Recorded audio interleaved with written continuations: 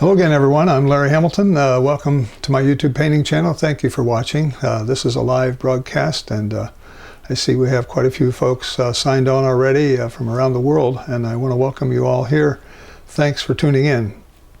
I'm going to start here at my easel today, and I'm going to go back to my computer in just a second, but I want to show you the photographs I'm working from, which I've had posted and on the live broadcast for probably 15 minutes, and show you my value map that I'm using as well.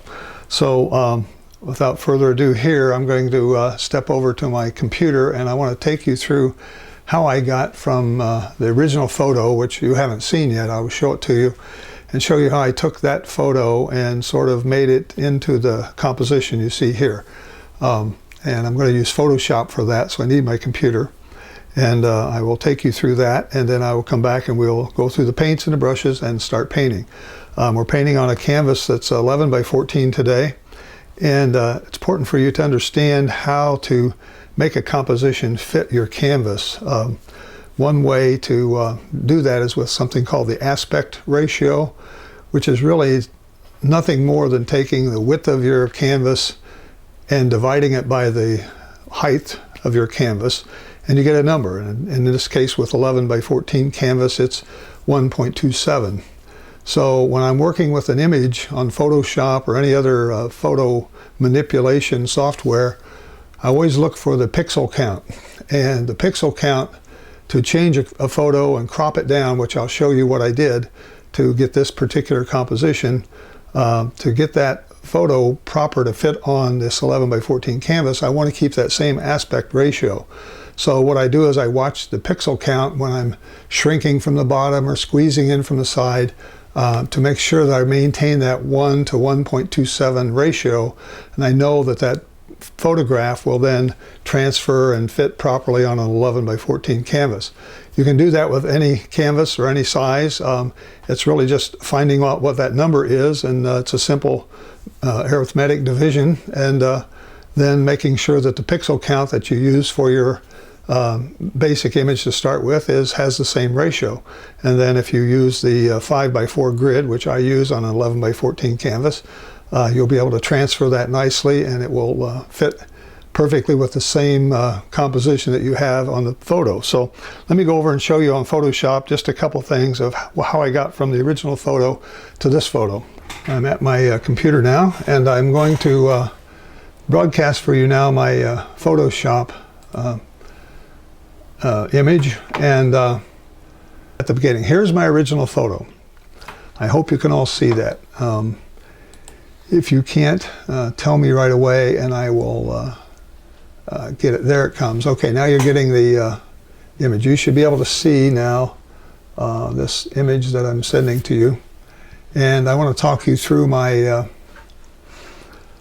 what I did with Photoshop. Okay, here we go. This original photo had a lot of foreground in it. Probably 55–60% of this image was photo was foreground. A lot of land, a little stream here, but there's this little brick like fencing or bridge or something here that we're standing from to take this photo.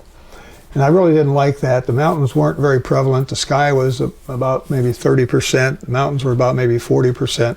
So when I look at these big objects on this photo, I see something I want to change in the final composition. So first I did a crop. My first cropping was this, and you see I cut down the foreground somewhat. I cut down the sides as well. Cut down a little bit of the sky.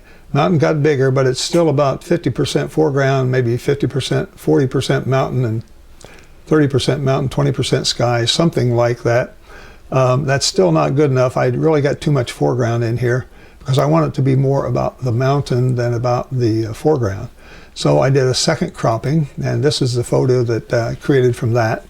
And so I cut out most of that foreground. You can just barely see a little bit of the stream here on the lower right. But it did go back, and it wound back into this field here. And so I actually added, when I did my value map, the stream. So this now has about probably 50% or more mountain, maybe 30% foreground and 20% sky. So that's what I want for the final composition. And when I make my value map, here's what I come up with. You see I put the little stream in the front here. And I'll take the opacity down again so you can actually see what I started from. Here's the original photo that I cropped. This is my second cropping.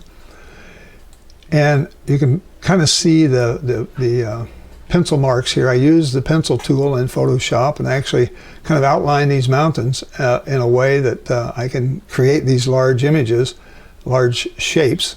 And then I use the fill tool, this little bucket, and I can fill in the sky area with a light color and a medium color for this part of the mountain. I made a little darker color for some of this part of the mountain. And the tree areas I made a little darker even yet. I made them almost black. And then you can see the stream creeping in here that I painted in. All that wasn't in the original photo. So I took out that fencing that you see there, and I made the stream go all the way back into the painting. So the eye will be drawn back into that painting, which is what I try to do with all my paintings. To make a pleasing composition, I want to take the viewer's eye and take him back into the painting. Okay, so now there's the full picture of the value map. I take that value map and I save it as a JPEG. So I just save that image by itself. I make a JPEG out of it, and when I say to do that, it asks me if I want just the current image, and that's what I save. That's what I then print out and put at the top of my easel. So I have the original photo and that, which is my cropped version, and then I have my value map. So that's how I get those two value maps. So I hope this has come through to you now, and I want to go back to my dashboard that has my here we go. Should make that visible to you. Okay, so basically, good. I think we got it made now. I can go back, and the other thing I want to remind you is I kept that image when I cropped it. The two times I cropped it, I kept that image at the 1 to 1.27 aspect ratio so that it would fit my canvas. And so with that said, I'm going to go back over now to the easel, and we're going to get started on this painting. Sorry, I had a little glitch there. I'll be able to cut that out and put that, when I put the final version up, I actually edit these videos again and put another version up, but you'll be able to see this with all my errors and all of that.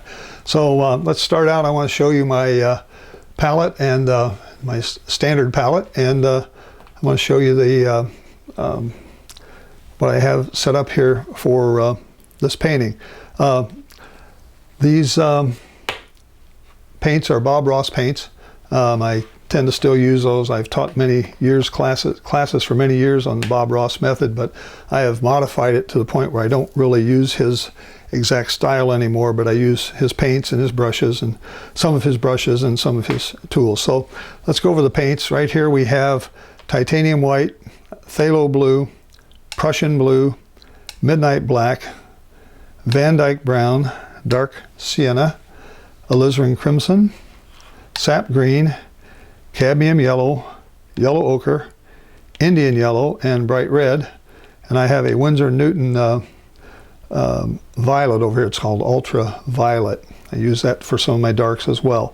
It makes for some nice shadows and that sort of thing. On my little plate here, I have my Winsor Newton Liquin. It's a medium that makes the oil paints dry faster. And then I also have my Bob Ross liquid white, which is basically titanium white that's been thinned down with quite a bit of turpentine or some sort of solvent to make it dry slower. So if you ever watch Bob Ross, he always used he covered his entire canvas with liquid white. That was typically the way he painted. And if the problem I have with that is it kind of negates having a sketch of any kind. So if you're interested in having a particular type of sketch on your canvas and you want to follow certain lines, putting liquid white over the whole canvas really doesn't do the job. So I got that said. My brushes, I'm using the same set of brushes I used last time. My Treckle brushes, Trekel, have 3 filberts, 16, 10, And number 6, I have about 4 flats. I have a 12, 4, 2, and a 0, and I have another little flat here. I'll say one of those is a filbert. That number 2 is a filbert. Should have had it over here. Then the flats are 12, 4, 0, and then I have another sort of a pointed round 0. I still have my, I didn't have you seeing that. Sorry about that. I'll fix that on the edited video. My filberts, again, are 16, 10, 6, and 2. Flats are 12, 4, 0, and then I have a round. I have my Bob Ross little fan brush. I have my Bob Ross script liner, and I also have my fan brush, or my big landscape brush, 1-inch landscape brush that I may use. I have another brush that I may use.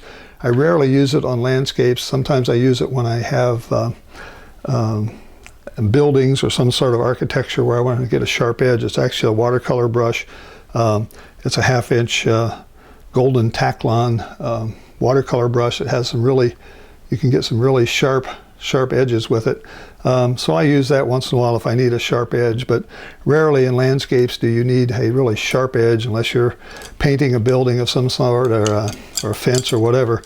And sometimes you can get that with the painting knife, which I still keep the Bob Ross original painting knife here that he uses and in most of his paintings. So anyway, so I've modified the Bob Ross method by using less liquid white and actually having a sketch on my canvas that I can work from. So with that said, I'm going to put my palette down here on the right, and we'll zoom in. I want to get zoomed in on this canvas for you so you can actually see it in a larger format, as large as I can make it. There, okay. So appreciate everybody being here today. I'm having a little bit of an allergy difficulty. So I may have a cough or two that I have to stop and grab a throat lozenge or cough drop for, but hopefully I'll be okay today. All right, let's get going. I want to put some liquid white on this, and we'll get, not liquid white, I'm going to use a little bit of my liquid here. It makes a nice, and just pick up some white, maybe a little liquid white, and get something here to put the sky in. We're going to just cover this part of the canvas back here above the mountains. And I have a few little cloud images up there that I'm going to try to remember where those go without having the sketch before me. So we're just putting on liquid white here above the mountains. I didn't tell you where this scene was. This is a scene in the Tetons National Park. And it's a very kind of a popular area that people go to take photos. It's kind of a well-known photograph, I guess you would say, because it shows the characteristic bend in the mountain up here. That is, most people who have visited the Tetons or see photos of the Grand Teton National Park, you will see this as their image because it kind of is a unique and distinct mountain that sticks up there. And so there, we got a little of that underpainting on, and that will do for that. I'm going to keep the sky pretty much the same color as it is in this. Get myself some phthalo blue and a lot of white, and try to come back over this liquid white. The more liquid white you put on there, the more phthalo blue. It thins the phthalo blue down, but I think that needs just a little bit of alizarin maybe. I'm going to come over here and mix myself a little bit of that color. Here we go. It's just a little bit too blue maybe. That's a little better. Come back, pick up a little more blue and mix it in. We'll put some color change in here so we have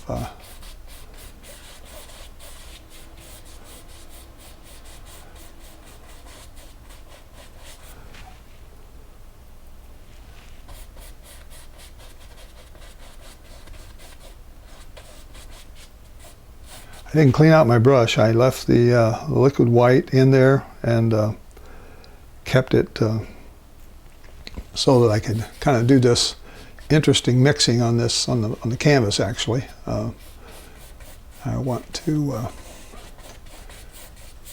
get a good variegation of color, get a variation in my color, so that we have not one blue sky, even though that's the way the photograph looks. I'm putting some other colors in there.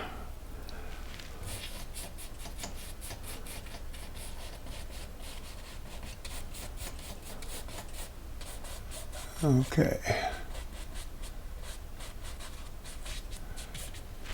And even though the photograph had some duplications of the height, to make a good composition, it's nice to change the height of these mountains, even though they may be the same height. If you can modify those slightly, it'll make a more interesting composition than one that's just got this repetitive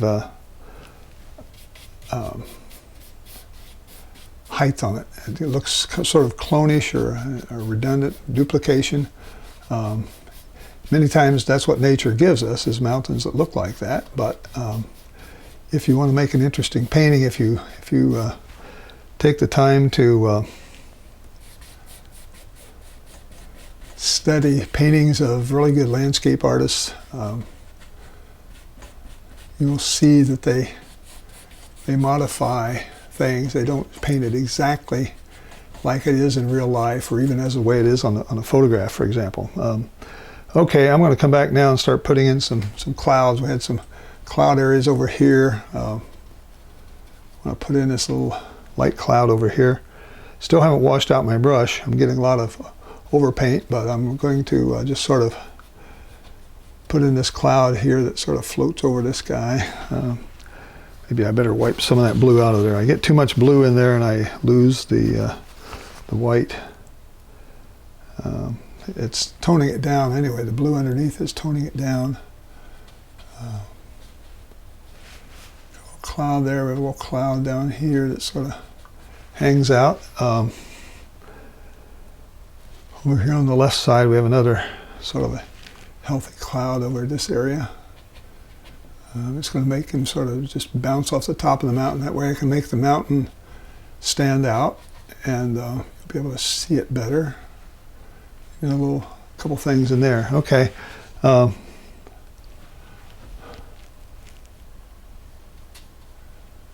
Make these have some fluffiness to them. I don't know if you ever remember Bob Ross. He used to take his big brush and go across back and forth. He would cause some fluffiness in those clouds. I'm going to put a little bit of a sort of a grayer to show there's some just a little bit of shadows in them. Give them a little more 3 dimensions. If you can get 2 to 3 values in your clouds, in anything, you can actually help this 3-dimensional look. Not too bad. I'll maybe leave that for now.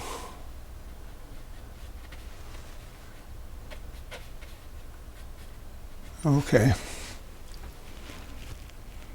Feather this out a little bit more over here.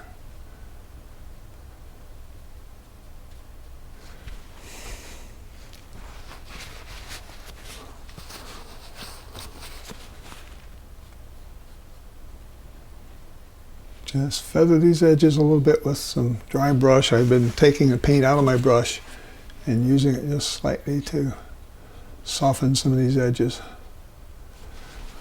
The other way is to take the big old landscape brush and go back and forth like that, which is one of the Bob Ross techniques, which I don't particularly use all the time anymore.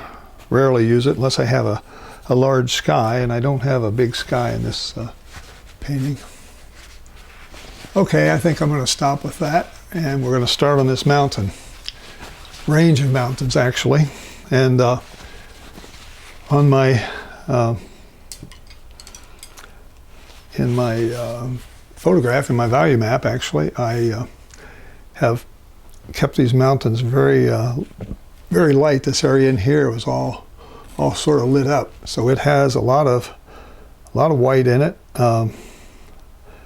and some browns and some grays, but it's a light gray. So I'm actually mixing up a sort of a light gray color here that I want to be darker than the sky behind it. So I want it to show up, but I also want to be able to put in some snow in there, some areas.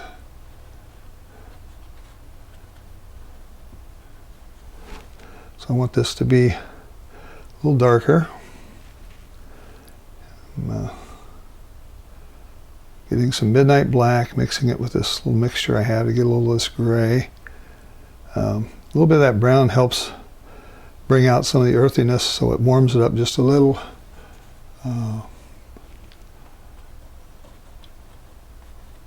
So let's put this in here.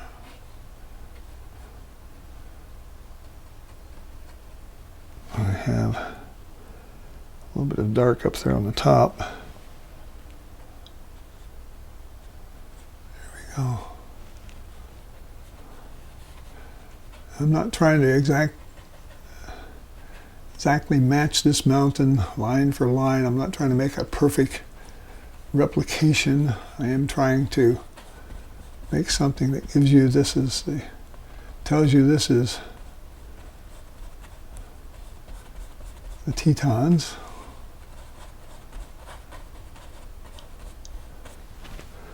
And so it's just sort of a mild light gray color. Over here, I've got some more snow I'm going to pop in there. Here it gets a little darker. There's a little plane change, and another mountain, part of the mountain intersects there. So I'm leaving out, if you notice, I'm sort of leaving out my areas where I want to have some snow. Put a little dark in there, a little darker. I want this to be sort of bent over like that. That's sort of a little too exaggerated, but it says this is the Tetons, folks.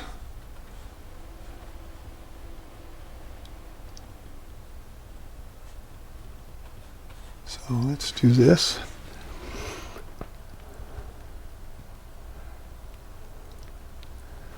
Okay. If you have any questions, folks, please type them into the chat area, chat window. I have a computer up here by my easel on the left side of my easel where I keep checking it. Sometimes I get so involved in painting I forget to check it, but for a few minutes. But I do come back and check it to see if anybody has any questions I can answer while we're painting live here. Okay, so then over here we've got a similar set of colors that are maybe just have a little bit of blue in them. Way too much blue. That phthalo blue just eats your palette alive. And I really don't like that color. I'm going to use Prussian blue instead. It's also a very potent color, but when I add some brown with it, I get a more pleasing gray area. I get a little gray that's not quite as ugly, I guess, as the gray I get from phthalo blue. So I have another little mountain over here. I'm going to put a peak on, pull it down, and try to make these motions with the brush, make them go the same way that the mountain goes. If the land is flowing this way, make it flow that way. If it's going on the other side, make your brush strokes go that way. So I'm sort of making the brush strokes ping pong back and forth.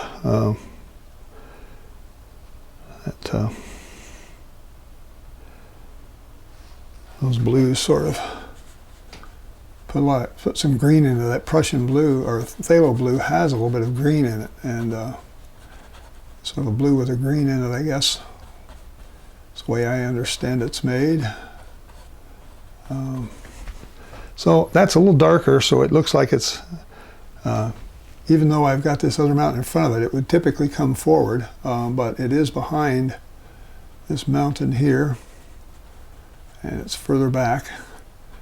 By adding a little bit of that blue to it, it does kind of push it back, lets the top of it stick out there. So I'm mixing a group of colors here that have a lot of different values in them. Still trying to overall stay in a little bit darker value than the this area that's kind of lit up over here. Put some alizarin in there.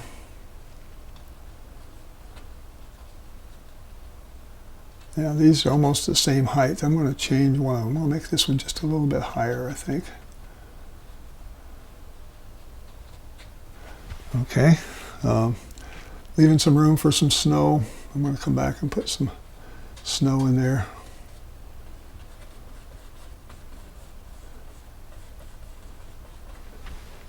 So you can see the differences in the mountains. You can tell they're distinctly different. And as I come down here on the right side, it starts getting a little darker right in here because I think there's some, it's in the shadow of a cloud or something. So I'm going to just sort of darken it right now and bring it down here. This is a lot of mountain painting.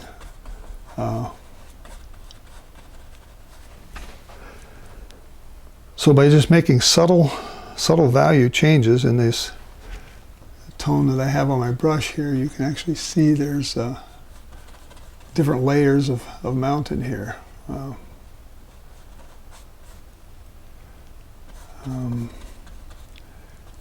can make it darker, I can make it lighter.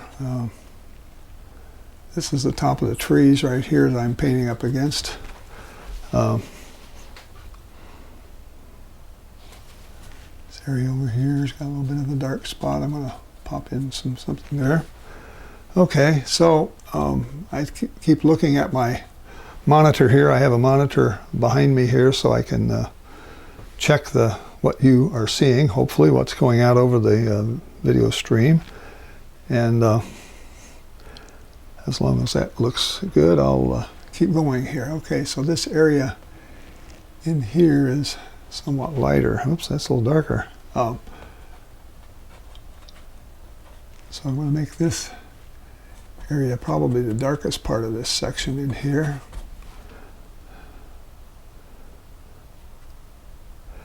Maybe even pick up a little of this violet. Start coming down and change the color a little bit. Quite a bit of midnight black in here, mixed with whatever's on the canvas. And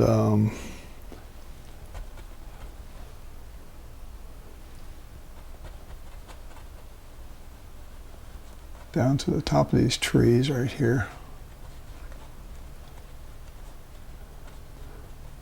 So this is all still part of this mountain here, so there's some things that actually kind of come down that have these little dark streaks in it, so I'm going to pop some of those in while I've got my got it in my brush here, and hopefully you'll be able to see some of that. I see a little more brown turning up in some of these areas.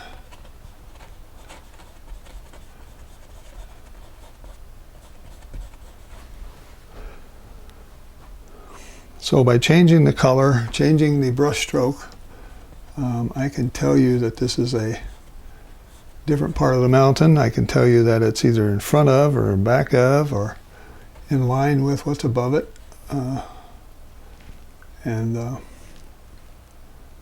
So there's some areas here that I want to sort of paint in and make looks like we have some valleys in there coming down.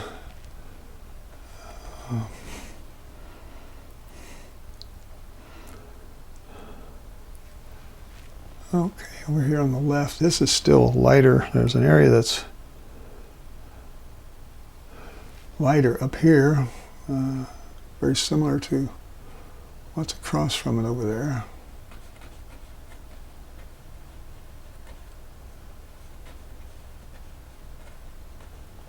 We have a dark section. I've put probably too many detailed shapes in here that probably make it a little harder to see because I am painting over them as I go. The sketch for this will be out on my website. By the time I get the final video edited, I'll have the sketch on my website along with a link to the newly edited video, and you'll be able to pick that up if you haven't been able to sketch it from what I've been showing online so far. So let's put in a little bit too much of a point. These are more rounded. There's not much pointed stuff going on here.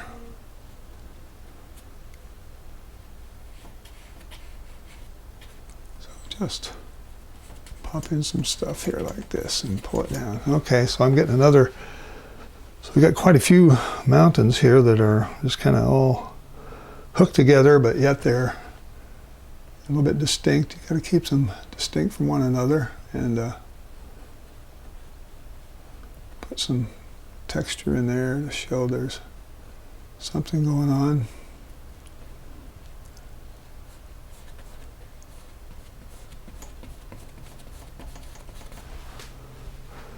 All right, let me stop for a minute, and I'm going to pick up one of these smaller brushes, a little 0 flat here, and I'm going to come back and take some of this white, titanium white. I'm going to see if I can put in a few of these snow patterns up here,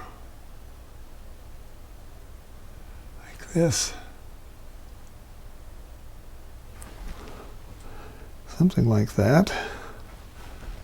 There's a couple of sections over here that have snow in them that sort of fade out like that.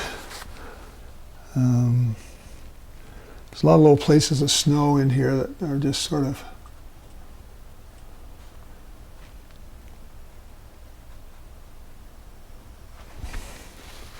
hanging around. It's springtime. A lot of the melt and runoff has occurred, and so it's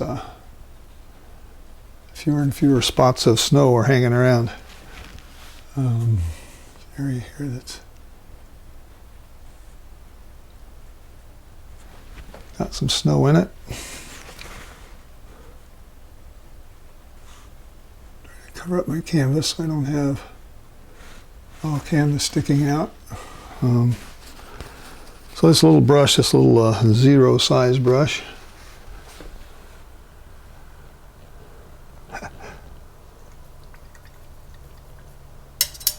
somebody's asking about my gray tone canvas. Yeah, usually someone in Greece is watching. It's 8:30 there. Well, thank you for watching. Question about my gray tone canvas. Yeah, I use a mid-tone gray gesso, it's called. It's also a Bob Ross color.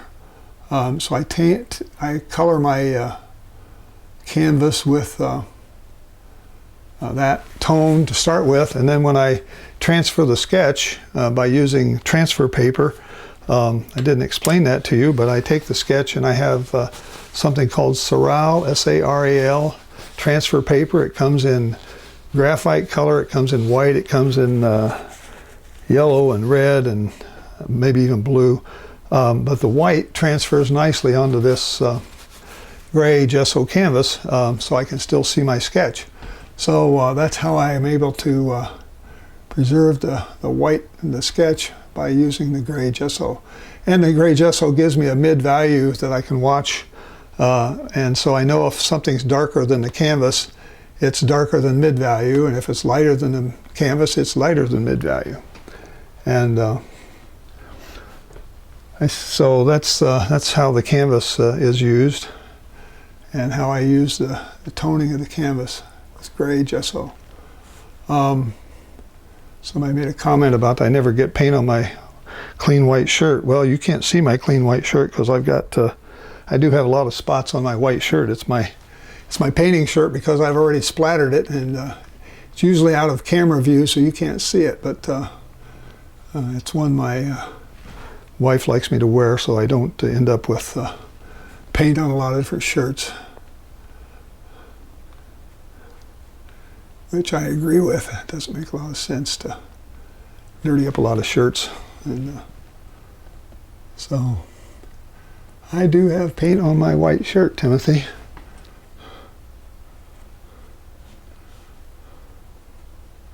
Okay, I'm just kind of hitting in some of these places that I see that are obvious right now. I may come back and spend a little more time on some of these areas to kind of make that snow stand out a little bit. The other thing I need to do when I'm putting that snow in, sometimes you can't see it as well, so I'm going to come back and put in a little bit of maybe a bit of a shadow here that sort of represents an area where it's dipped down. You see how that made that snow stand out by just putting a little bit of a dark shadow around it.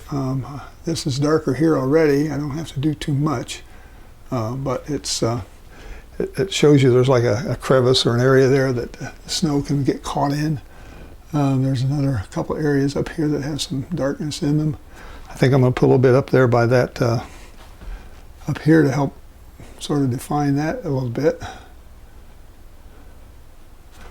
So it looks like there's something that's catching that snow and keeping it from coming down. While I'm looking at it, I also noticed that this area of the mountain here is in more shadow. It's actually darker over there. So let's put a little bit of a darker color down this side of the mountain. Not dark enough there, maybe. But it's either shadow from the sun or from the actual sun hitting the mountain, and this is the mountain shadowing itself. So you can see that definition take place when I throw in this bit there. And there are other little crevices and nooks and crannies that kind of flow down this mountain here. Okay. There's another area of snow over here that I haven't hit yet, and it's sort of in this area right about here. Put it up next to that dark area. And just make a little bit of a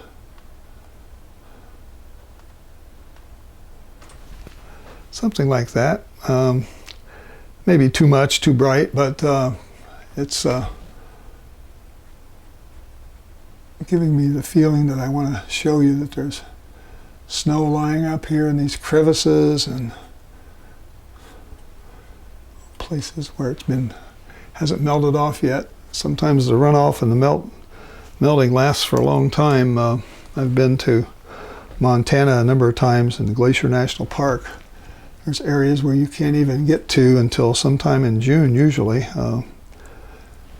before the snow is melted enough that you can actually drive on the roads in those areas.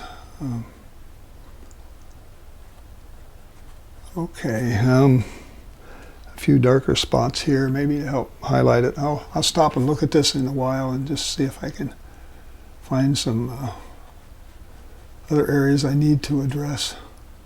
But right now, that's quite a bit of time on that particular mountain. All right, over here I see this area here. I see some areas that are a little darker I said. Let's get darker here. It's not quite there yet.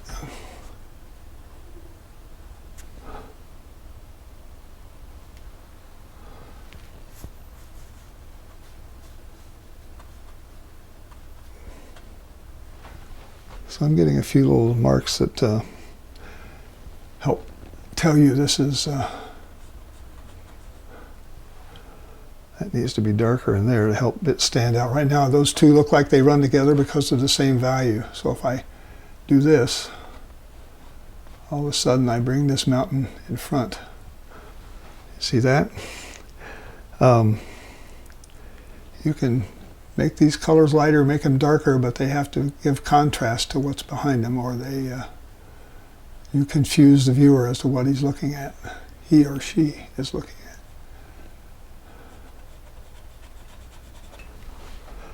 So this is just another piece of this mountain that's sort of in shadow.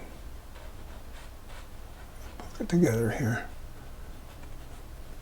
See, we have to come down to the top of this tree line here. Painting into the area where I'm going to have trees now below this. So I'm just sort of filling in these little gaps here that need to have some mountain color in them, because the mountain's going to show through my tree areas a little bit. Okay. Come back now with my bigger brush, my number 12, and see if I can finish this off a little bit faster here. Got a nice gray color in there.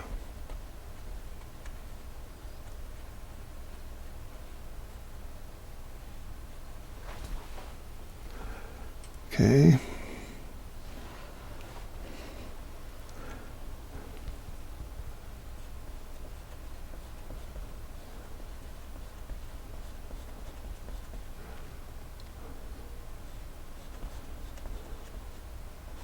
So this all goes down into here like that. Okay. Now this is still another mountain over here. And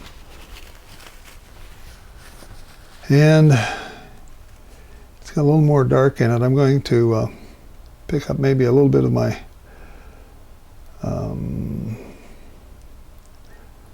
Van Dyke brown and see what that does in this area here.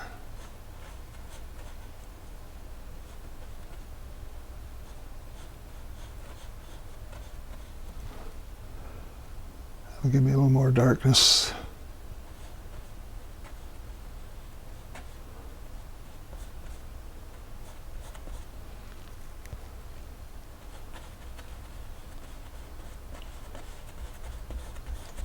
Yeah. Let's put it in there.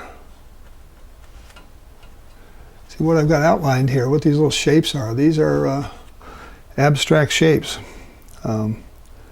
You may have heard me talk before about filling out areas that have a lot of plain paint, or I can make this all big one gray color, and it would not look very pleasing to the viewer if it were just one color. It would look sort of amateurish. So I try to find abstract shapes in there where I can actually put in a darker or lighter value and make it look like it's something that's in the shade or something that's in a crevice, in the case of a mountain. So I'm going to be doing that so that I don't have just one big brownish gray mountain floating down here.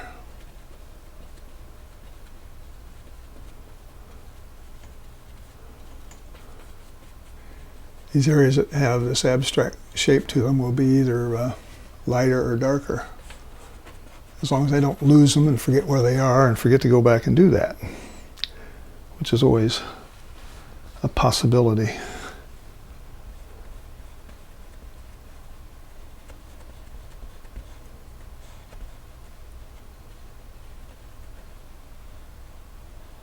Okay, over the mountain, over these trees, we got a row of trees back here that I'm going to put in, a couple rows of trees back in here. And then we start on the middle ground, start coming forward.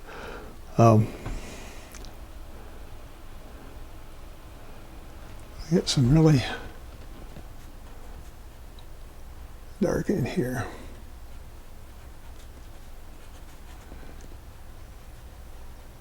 These might be some trees that are in really shadow. It could be parts of the mountain that's indented so that it's back in there a little bit. But this needs to be fairly dark. So that's what I'm trying to make it, using black and Van Dyke. A little bit of alizarin every once in a while, sort of redden it up a little bit.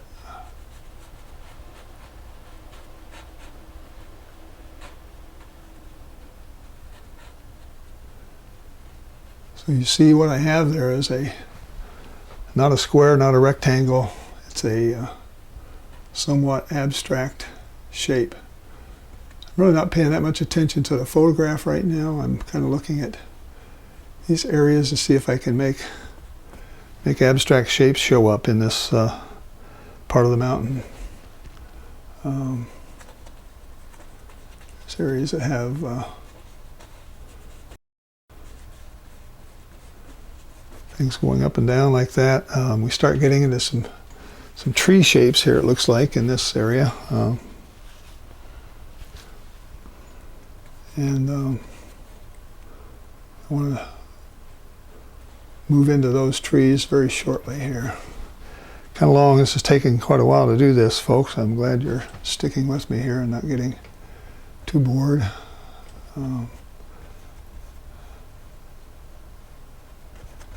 Here we got the mountain goes up this way.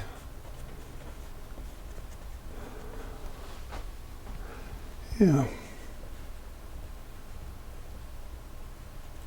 Lighten it up in some areas.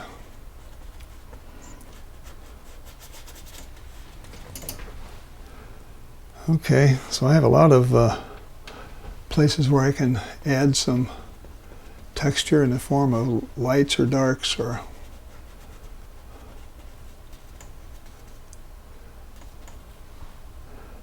and so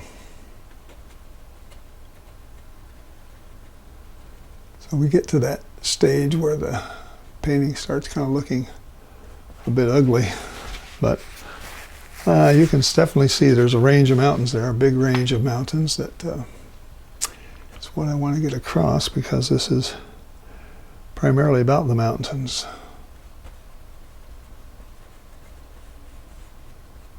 So what we'll do is we'll come back here in a little bit and revisit this area and put in some more lights and dark shapes to sort of carve out the some other more distinguishing characteristics of these mountains. But I want to get to the trees here and start putting in some things for the trees.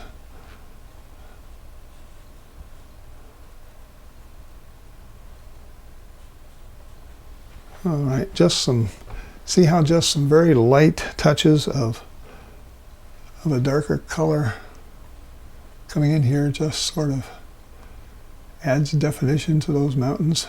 You don't have to hit somebody over the head with it, but you just little subtle touches. In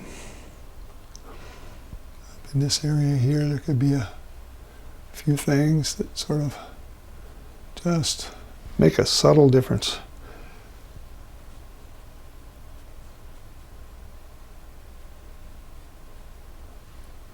Over here I may use some lighter areas to highlight some things instead of making it darker, even though part of this is really, really dark.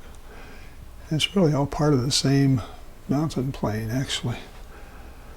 Okay, I'm going to stop on that for now, and we're going to start on our trees.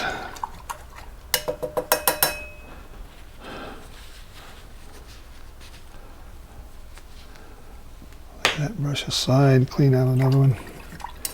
My little brush is cleaned out here. All right. These trees have, they're really, really green, and they're almost telling me it's summertime in the photograph. Take some of this off my palette. I want to make it more springtime than summertime, so I want to try to lighten up some of these trees so that we don't have them just really, really dark green. So I'm going to get out one of my filberts here. Filberts have a good, nice, rounded top on them, and we're going to pick up some of this sap green and maybe a tad of blue, Prussian blue in there. That'll give me a good dark. Put in some black, and we'll start with that, and I'll come back and put some lighter yellow tops on them. But basically I'm going to pop in this tree line here, the back tree line. Right here from left to right we're going to go. And I want to make it, it's got to be darker. I'm going to put some light tips on that to kind of show there's some summertime foliage in there. So it's not all dark green, even though that's what I'm painting right now is dark green.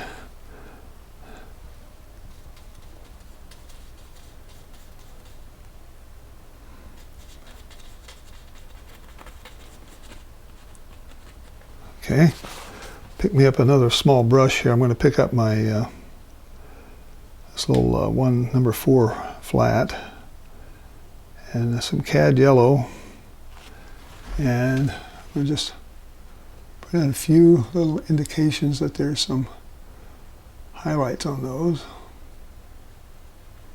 Still see some young trees in there. I'm going to put a little bit over here. This is really thin. That cad yellow has a lot of oil in it. So we'll mix up the colors, make these a little bit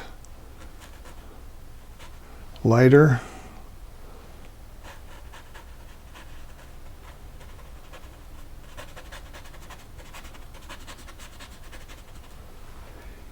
I don't know how well you can see that, but it's looking halfway decent to me.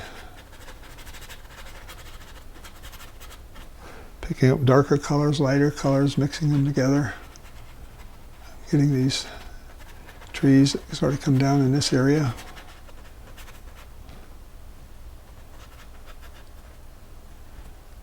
And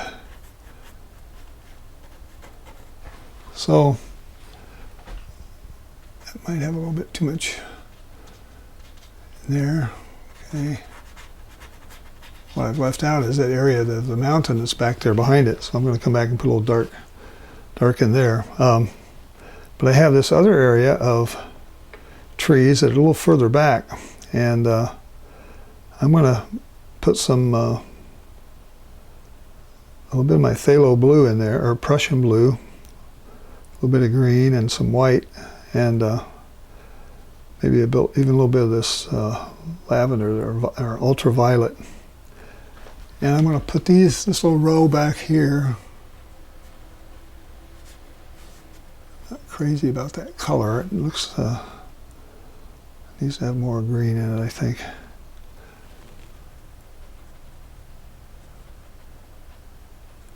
It's really probably hard for you to see this. It's so small, tiny. I have a small brush, and just making a row of trees back there that have some variation in them. You really can't tell what they are other than it looks like a line of something across the back. And hopefully this one there, that's probably a little better. I'll lighten it up with a bit of yellow green. They're off there in the distance. They have a little bit of blue in them, but they're pretty far off in the distance. And they're very small, so I want to keep them small so that they help tell the story that this has a lot of depth. So if you make some things here that have that kind of depth, you'll help tell the story. There are some trees. There's even a little line of trees and some things floating around here. I'm going to just pop in a few of these colors to help break up some of this dark area.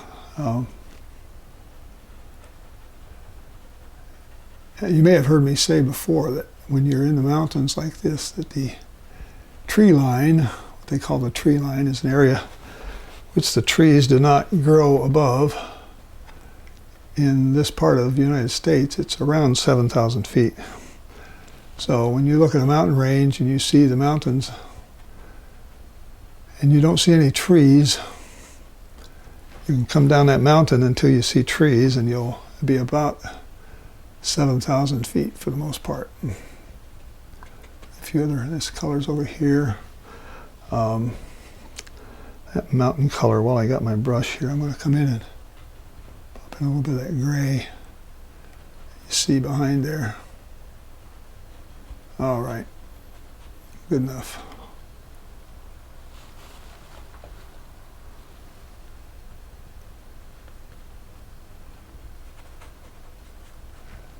Okay, is this another line of trees back there? I think it is. So I'm going to throw in a little bit of in here. Actually, I have a row of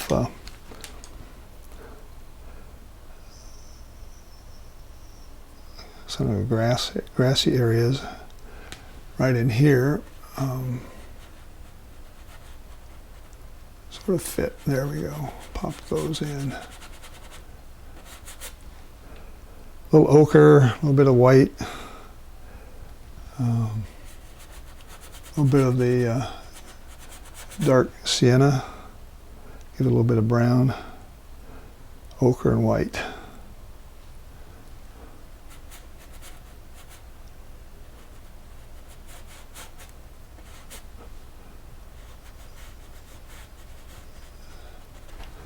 So I'm kind of building my way forward here from the background to the foreground. And I've got little rows of trees and some stuff in here to make it look like there's some distance going on out there. Come back with some more of these trees in this area here. There's a bunch of little trees and foliage going on here. It's got a little bit, looks like it's too big. All right, here we go.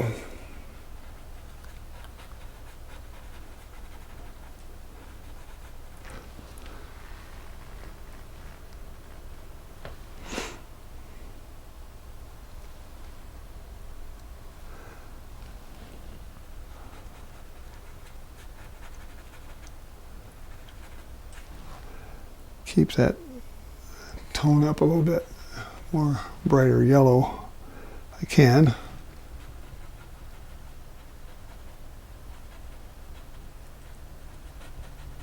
I'm just running these over into this area where we got some other trees that are going to be bigger and closer.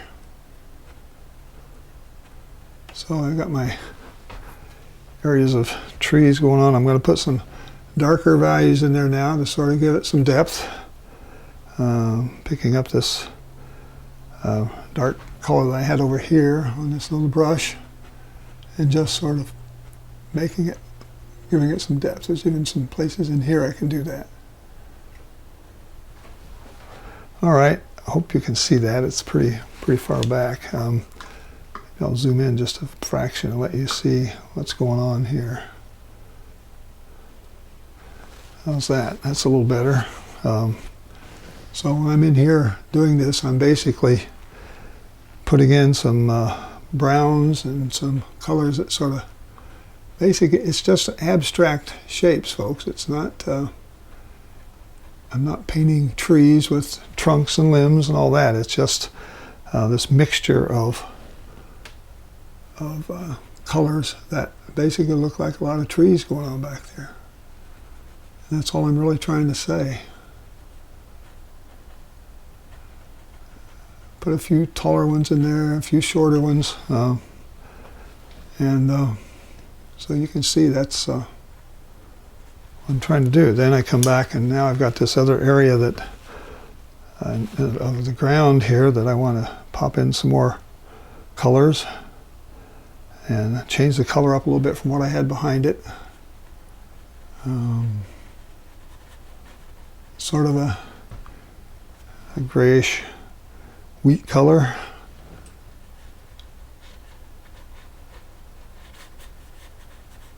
I'm going to outline part of the stream here. I've got this stream that's going to come through here.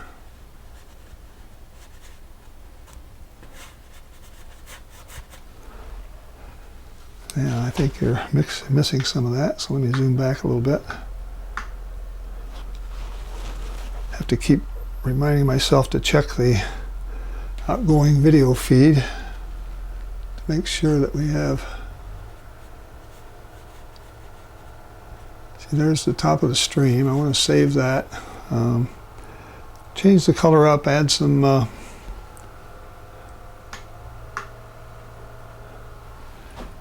darks. I'm adding a little bit of alizarin in there to redden it up a little bit.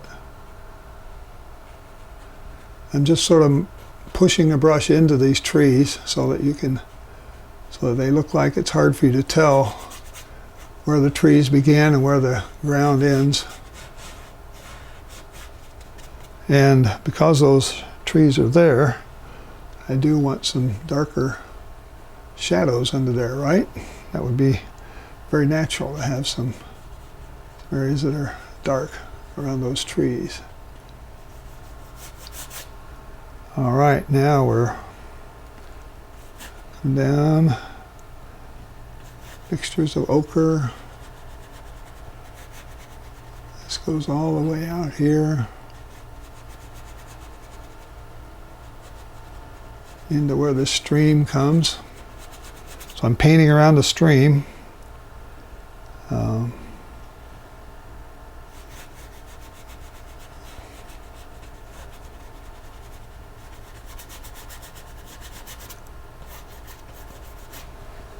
Okay.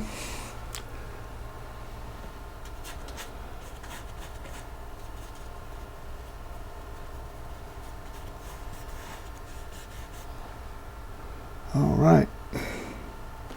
Mixtures of my browns and ochres to give me these combination colors. Throwing in a little bit of titanium white every once in a while to lighten it up. But I'm basically just outlining the stream now and putting some, kind of finishing off this corner down here.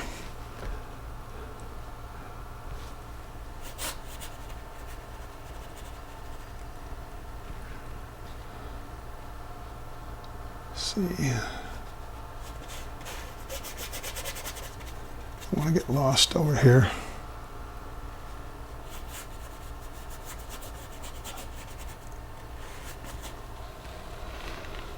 Okay, folks, we're making progress here. We've been going almost an hour of painting time, so we're making pretty good progress, I'd say.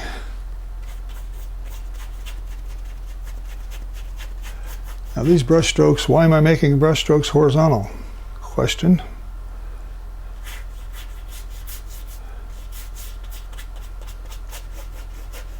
Because the land is flat. Right? If the land, if this were going up, I'd be making brush strokes going down like this. This land is all flat here. Okay. Now, I think I start getting a little bit of greens and some other colors start infringing on this ground right in here.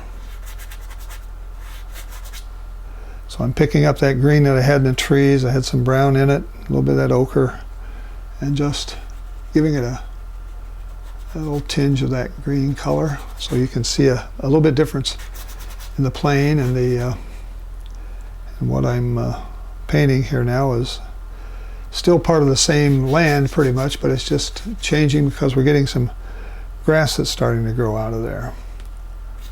So I don't want a really bright grass necessarily, but I want it to be obvious that it's not just all dirt now, it's got some grass in it. It comes over and it starts touching this part of the creek here. Okay, so I think I need just a few touches of this violet, or yeah, to give myself some counterbalancing color to that, to give it some texture. I don't want it to just be all green on green.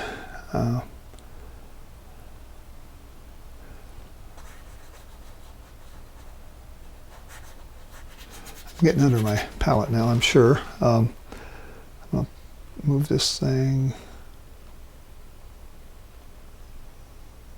I think I want it to go there. All right, as I paint over here, for those of you who are watching live, I have to explain this to my audience who will watch this when we're not live, because the video they will be watching has been edited to make sure I put the palette in the right place. But when I'm going live, I have to be my cameraman, my director and producer and video switching editor. All right, so now I have that set up. You can see the stream, where the stream's going to be in there. And actually I've made it so that that stream it's connecting with the other side of this ground here. Let's see if I can get some more of that color. It actually, this is the ground here. It's got a little green in it. Just mix them together on the canvas here. So my little stream's going to sort of be hidden from, it's going to pop out and be hidden here a little bit, and then it's going to come out the other side. Back to some ochres, pick up some other colors and just lay it in there.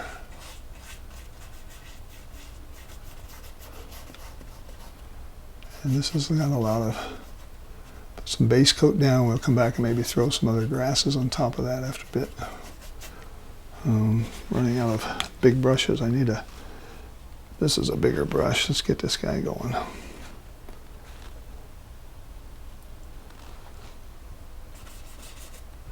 So I have this same idea going on over here.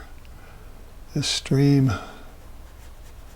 ends back in here somewhere, and then I come down and have my tree line, which I haven't drawn in yet or haven't painted in yet. Up in between the trees I have some dark areas that basically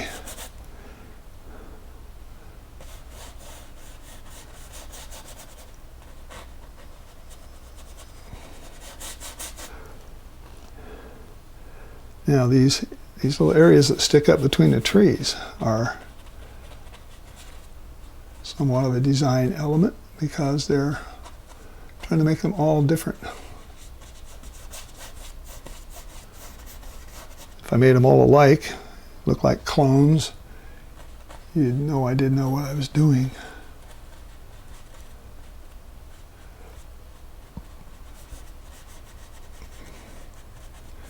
I want to avoid clones everywhere. So here we go. All right, pretty well got that base coated there. Just a little bit more here in this area.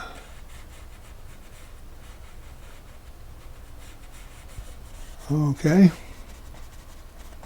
Now, all right, so I want to come back in here and I'm going to start putting in some of these colors. I want to get this to harmonize, I need to have some of these colors up in the mountains.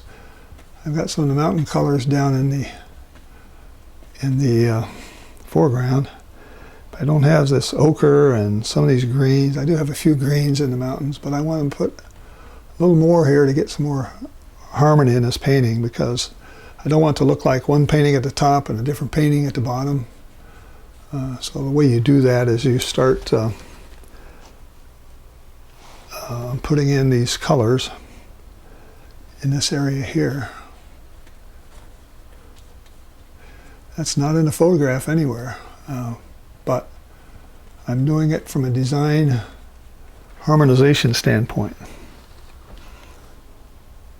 So whenever you think about putting a color in the bottom of your painting, try to find a way to pull a little bit of it up into the middle or top of your painting. Even over here, I'm stepping on my microphone cord there. This area I can put a few. I keep running into my palette since I have it on the right side now. Let's see, maybe I'll put it back down here on the there. Since I'm painting up in the mountains, I get excited about remembering I need to do some of these things, and I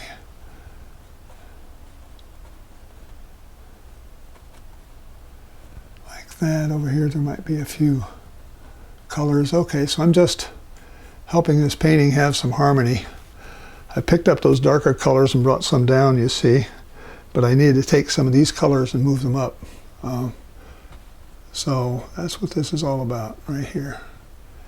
Has nothing to do with the photograph, nothing to do with anything other than harmonizing the design.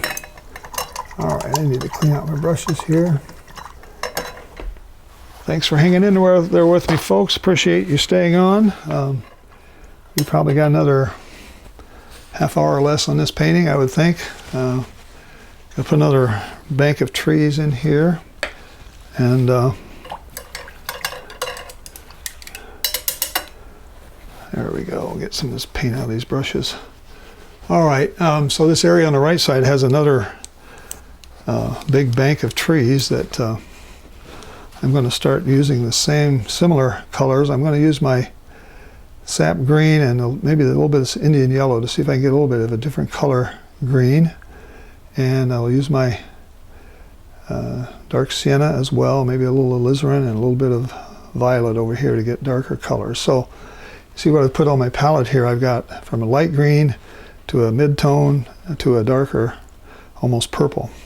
So that's kind of the color palette that I want to put in this area here. I don't want it to be the same color it's over here because I don't want a repetition of it. So you try to avoid repetition, you try to avoid clones, you try to make a lot of abstract shapes so you don't have circles and squares and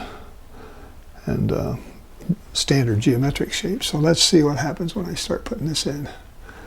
It's not quite the color I'm looking for. Put in a few.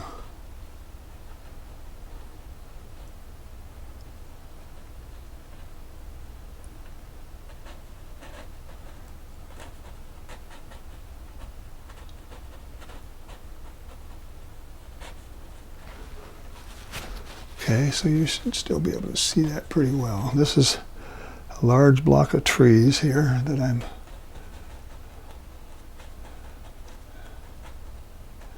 trying to make darker than what's behind it so that you can tell they're a whole stand of trees here.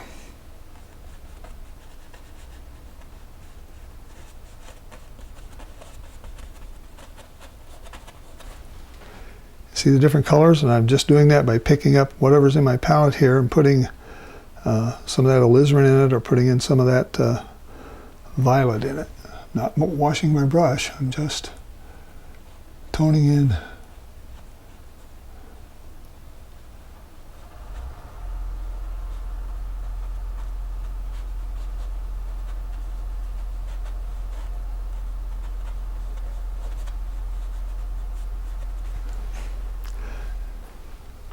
It's actually looking like more than a stand of trees. It's looking like a couple of depths, and I could probably do that. I could probably give this another layer of depth here by actually showing a couple different sets of values. It would look like there's trees behind trees.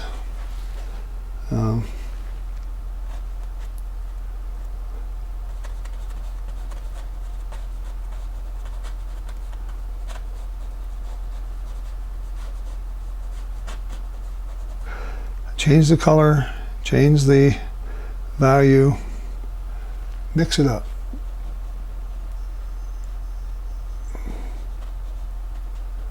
Variation is the key to successful paintings. Vary everything you can think of. The color, the value, the shape. Nobody says that has to be all dark sap green across there. The photograph said it, but nobody's making me say it.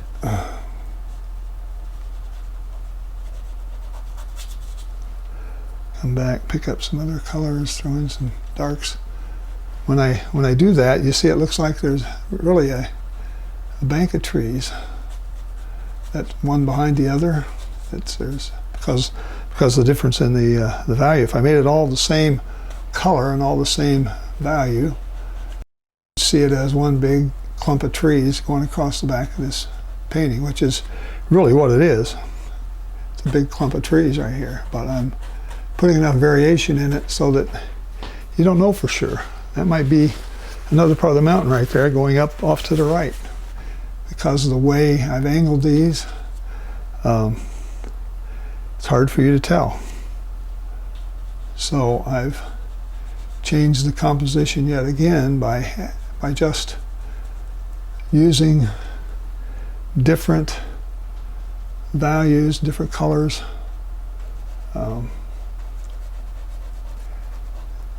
these playing a dark contrast off a light contrast color helps give definition and movement in the painting. So it looks like a whole bunch of trees instead of just one simple stand of trees, and it looks definitely different than what's on the left side.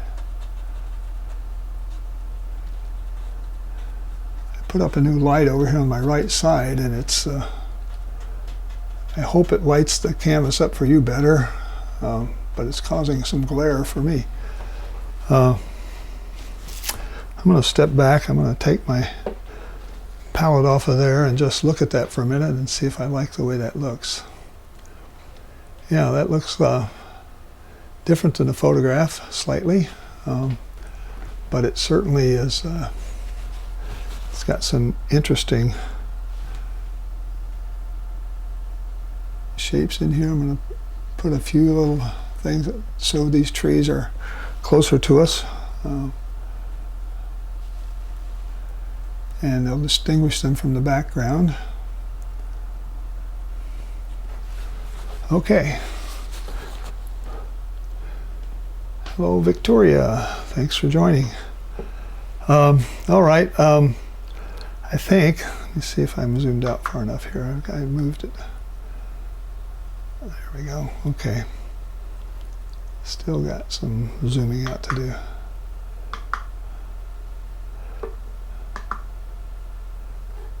All right. Now, got to put in my creek and then do some fine tuning of the trees and the mountains to give them a little more texture. And take one more look at it and see if we like it, and then we'll call this finished. All right, so that's enough for that bank of trees back there. Let's go flat brush. I'm going to start with the water has no color. Remember me saying that? Water has no color. But it always reflects what's either in it, above it, under it, or around it. So, what color should this little stream be? It should have some colors of blue in it. It should reflect some greens. So I've just picked up a little bit of my Prussian blue and some black. Got on this nice flat brush. It's got a pretty sharp edge, and I'm just starting to paint here now, coming this way. Change the value, lighten it up a little bit, add some other colors to it. White in particular, lighten it up.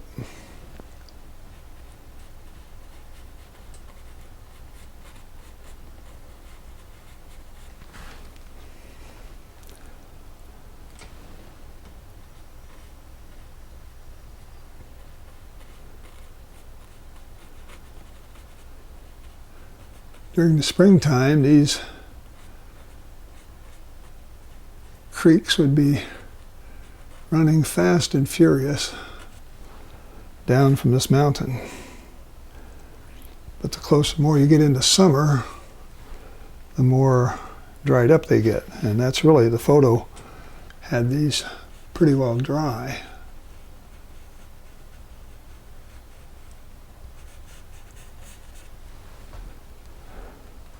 So I don't want it to be all just blue. I want it to have some other colors in it. I want some grays. I want some of that sort of that purplish color here and there.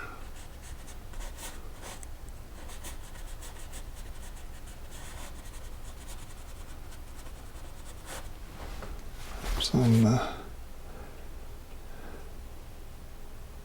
getting behind myself here. There.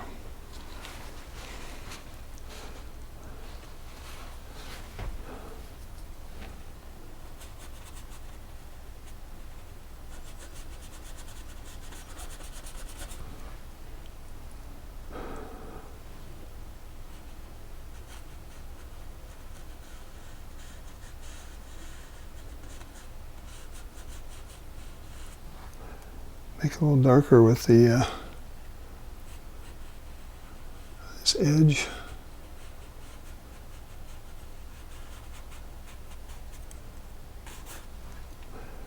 And we can lighten it up a little bit, change the color.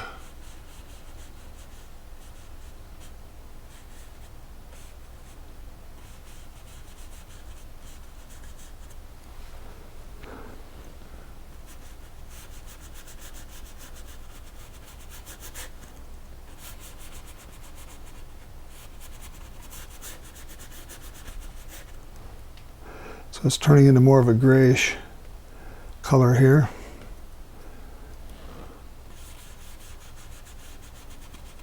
A blue-gray.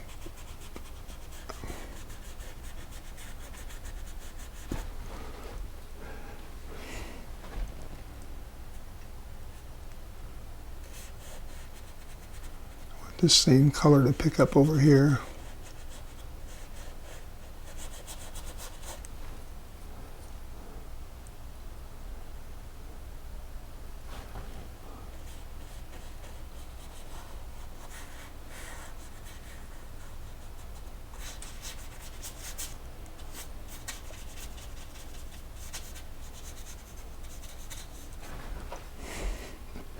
Okay, there's a cool little stream. It's got some textures going on here. We'll give it some, put a little white on the brush, kind of push it in, and we'll give it some ripples of some kind here and there. Kind of a dry brush type thing. There's not a lot of oil in here.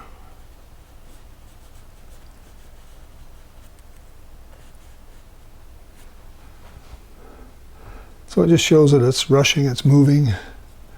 It's kind of coming down this way and coming out of that mountain.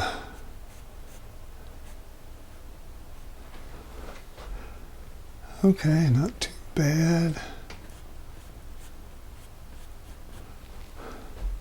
Something like that's what I wanted to show you. Here, put a little more here like this. All right, so I think I'll keep that stream live. I want to come back now and start putting in some more definition. I'll probably start using some smaller brushes and maybe even get my little script liner out here with some thinner on it and some brown, dark brown. I'm going to put some tree trunks in these trees that are closest to us. In this area here, we got some tree trunks I want to show you.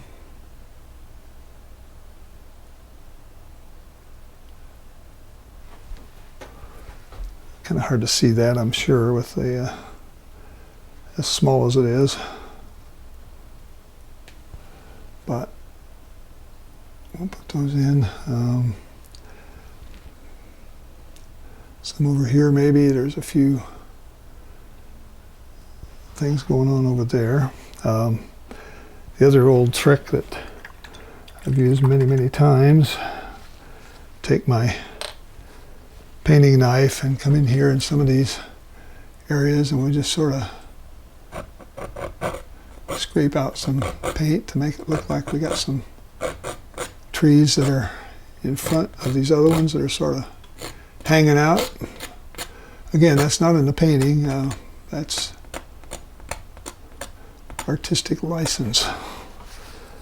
Okay, below these trees here on the right hand side, I want to kind of get a little more of a shadow underneath them and make it look like they're connected to this ground somehow. Picking up some dark browns and blues.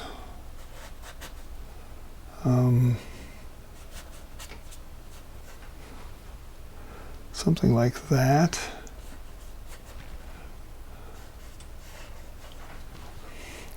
Putting in just a few markers and indicators that there's something going on with this land back here. It's not just all smooth and flat. It's got some bumps and hills and things like that going on. It's just too much of a one color there.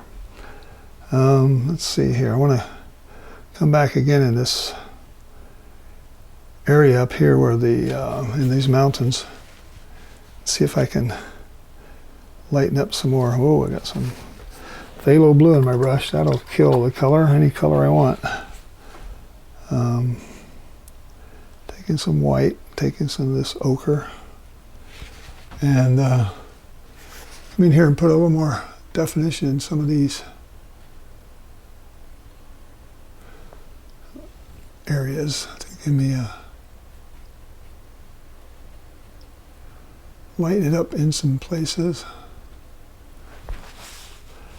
Kind of highlight that so that it's not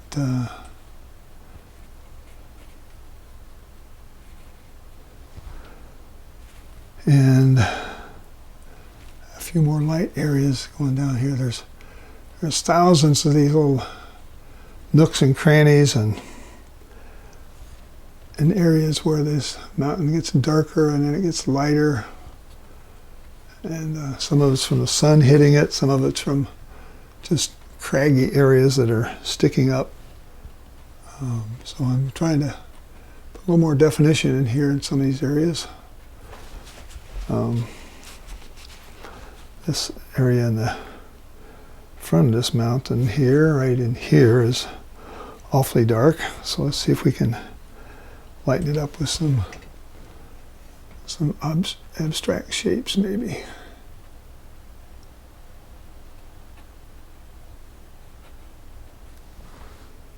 Just a hint of something going on. Over here, same thing. I've got some areas that by just putting a few light strokes over what's there, I'm able to tell you more than what was there before.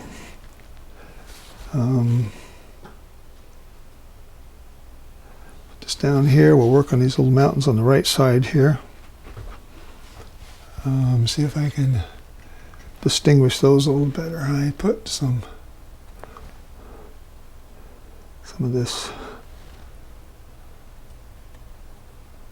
find some dark areas and sort of highlight around it, top of it, behind it, or whatever, and it brings out the dark. If you bring a little value lighter than what's there, you'll bring out the dark areas. Over here on the other side, by this area, I've got it still too light in there, so I'm going to put my shadow in there. If I can get a good enough shadow color, maybe a little bit of this violet will help. Like right in here. See, that comes out now because I'm making that darker.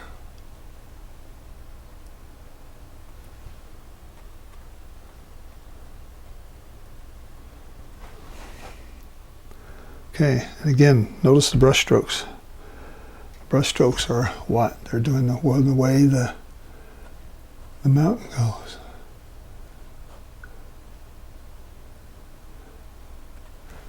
Right? Up here, this looks a little bit boring. Let's pick up a little bit of my violet. See if I can a little darker color in there than that, maybe.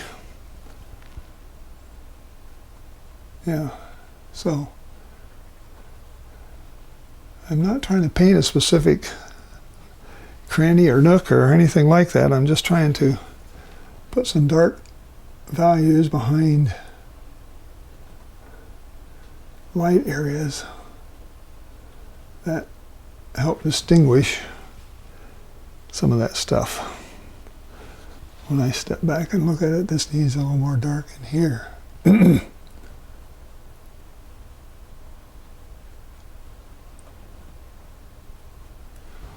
Okay, so I'm helping to blend that together. This other area here, if I put something like that around it, you see how that just helps it stand out? Same thing here. I did it already, but I think I need a little more. I need to somehow blend this together to make it look like it's part of the mountain instead of something else stuck on. I don't want it to look stuck on. Let's see here. Up here. So I could probably do this for another half hour. Find ways to make these little snow drifts stand out. But I think that's about all I need to do for this demonstration. I hope you've all enjoyed it. And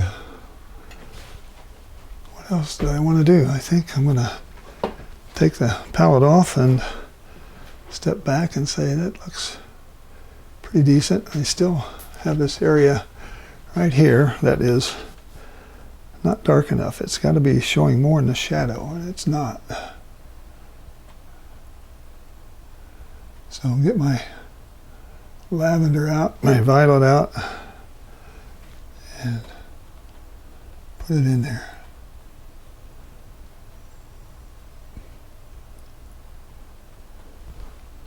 That's helping it.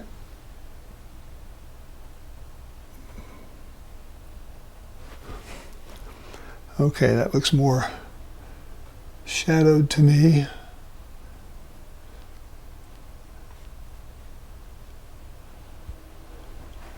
All right, what else can I do? I think I've probably done enough. I got a little area here that looks like it needs something going on there. It looks kind of flaky. Oh, grays. Clean it up a little bit. Okay. All right. Yes, my canvas is gray. I use a gray canvas. I put a tone on it. Gray gesso, it's called. It's a Bob Ross color.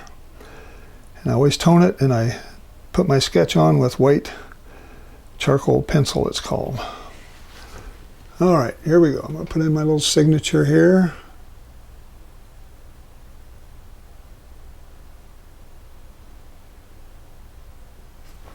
A bit more paint. My name's too long for the paint that the brush holds.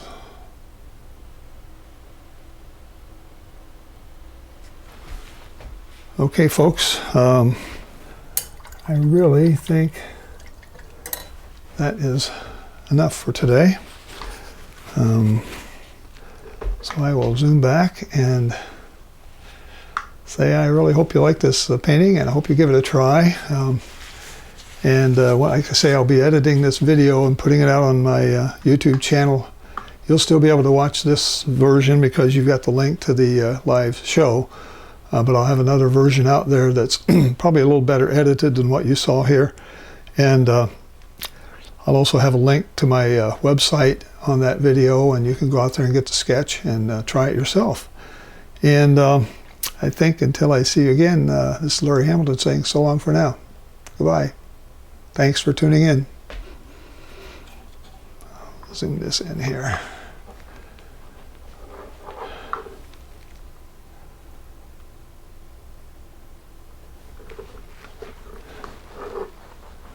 Move around a little bit for you.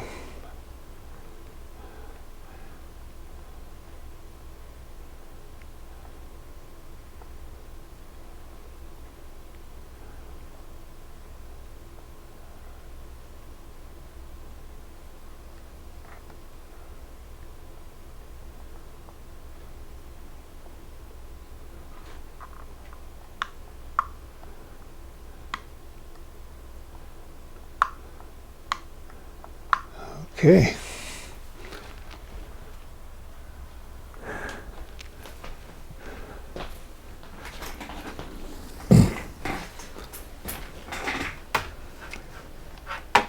Thanks everyone for tuning in. By the way, my next painting class will be next Wednesday for watercolor painting. And if you're interested in that, tune in next Wednesday at 1 o'clock. My next oil painting will be next month, third Wednesday at 1 o'clock. So put on your calendar the third Wednesday of every month for oil painting and the fourth Wednesday of every month for watercolor painting. If you like them both, and if you only like one, just put that one in. So glad you're here today, and I'm going to say signing off for now. Thanks for watching.